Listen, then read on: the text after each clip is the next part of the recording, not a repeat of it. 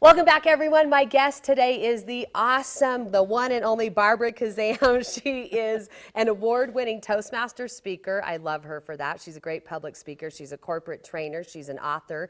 And she is especially great at teaching women how to be effective communicators, whether it be at work or in the home. So welcome. Great to see you. Okay, let's get right to it. You have so many great tips.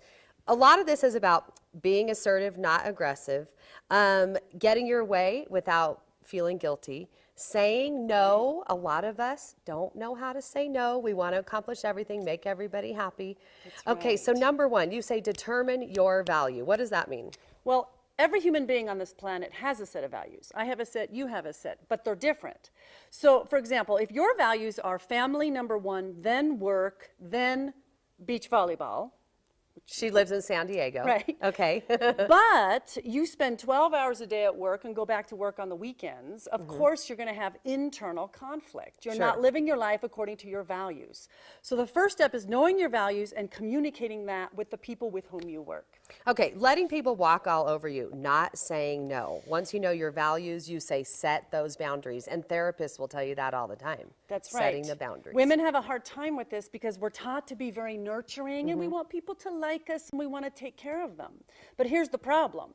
If you always do something the second I ask, every single time, you've created that habit for me. I will never stop asking. Sure. So we need to maybe not say no. I like to call it negotiate. And you can do this with children too. Absolutely. Children, spouses, workmates, you can do this with everybody. Okay, so give me an example, because this is all about negotiating and then creating the end solution. That's right. So it's a three-step formula. First thing you're going to do is acknowledge the request. So someone says, hey, I need you to work on this project.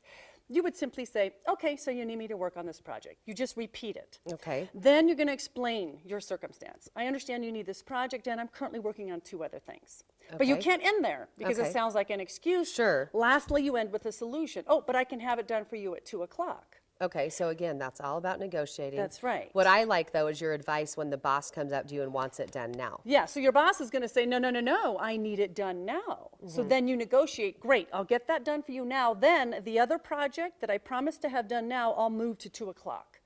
So you're constantly negotiating. You can't, what I don't want you to do is keep adding things on without taking things off. And being assertive over being aggressive. Barbara and I were on the phone earlier, and she said to me, you know, so many women will try to be aggressive, and then they don't want to come off being rude, but really it's like, are we trying to be acting like a man in the workplace? You say, no, you don't need to do that. That's right.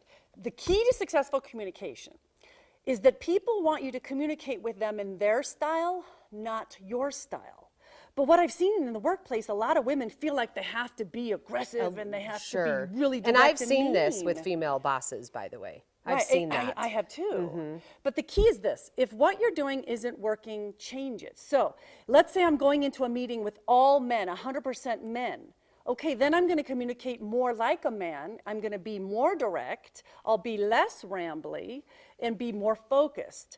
If I'm doing a presentation to, let's say, a group of women, then I'm going to be more personal. I'm going to communicate more in their style.